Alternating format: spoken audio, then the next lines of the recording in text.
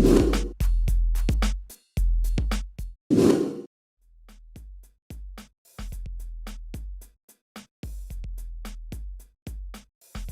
Eiffel Tower, one of the most recognisable structures in the world, a global landmark, a symbol of France, but why was it built?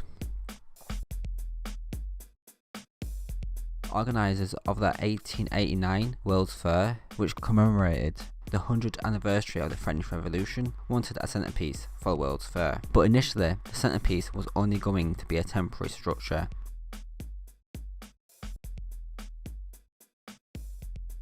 The organisers staged an open competition to design a centrepiece for the World's Fair, with over 107 proposals. In 1885, Eiffel presented a paper on his proposal. After discussing the problems and emphasising the practical use of the tower, he finished his talk by saying that the tower would symbolise not only the art of modern engineer, but also the century of industry and science in which we are living, and for which the way was paved by the great scientific movement of the 18th century and by the revolution of 1789, to which this monument will be built as an expression of France's gratitude. A budget for the exhibition was passed. As well, they announced an alternative to the terms of the open competition, which was being held for the centrepiece for the exhibition. Effectively made the choice of Eiffel's design a foregone conclusion, with all entries had to include a structure of 300 metres and be a four-sided metal tower on the Champ de Mars.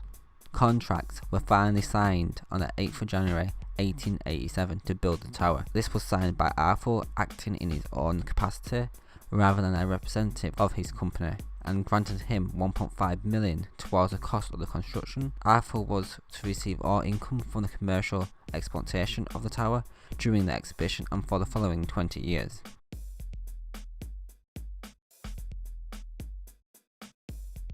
Construction started on the foundation of the tower on the 28th of January 1887. The construction started off straightforward for the south leg of the tower, but for the other two legs, because they were closer to the river, they were more complicated. Each slab needed two piles installed using compressed air canisters. The foundations were completed by the 30th of June, and the erection of the ironwork begun.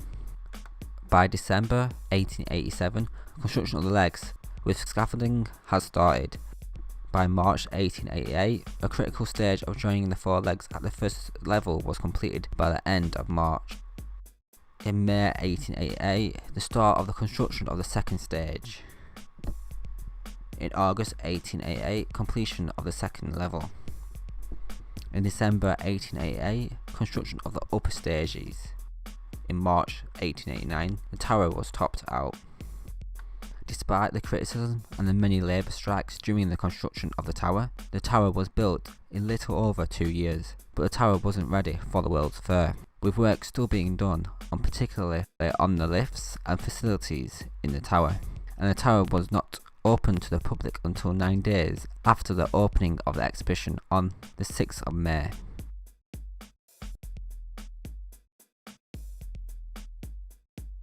But even with the delays, the tower still became an instant success for the public, with 30,000 visitors making the 1,710 steps climb to the top of the tower before the lifts entered service on 26th of May. And by the end of the exhibition there had been over 1.8 million visitors. On the original plans, Eiffel had a permit for the tower to stand for 20 years. The tower was then to be dismantled in 1909, with the ownership reverting back to the city of Paris, where the city had planned to tear it down, with the land deeming to be too valuable for such a structure. But as the tower proved to be valuable for communication purposes, for both military and other purposes, the city let it stand after the permit had expired. With the outbreak of the First World War, the tower was transformed into a military radio and telegraph centre, with its lease being renewed for another 70 years, and the tourists continue to flock to the structure.